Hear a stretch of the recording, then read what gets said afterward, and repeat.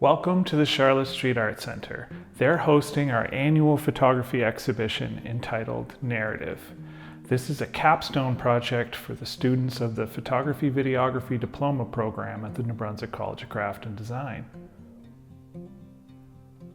This is more than just an exhibition for these students. It's a learning project that they design, plan, execute, and install themselves. It begins with the concept and the title for the show, then they each design a poster, and then they vote to choose which one of those posters will represent them.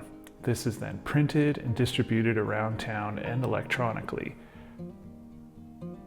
They also create and share videos and photographs to promote the exhibition. This is truly a collaborative group project because they work together to install the work. They put up the labels, the artist statements, and the biographies that they create. Then at the end of this intensive process, they invite their friends, their family, and the public to the opening where they get to share the work, talk about it with the viewers. This is one of the many collaborative learning projects that students participate in during their studies.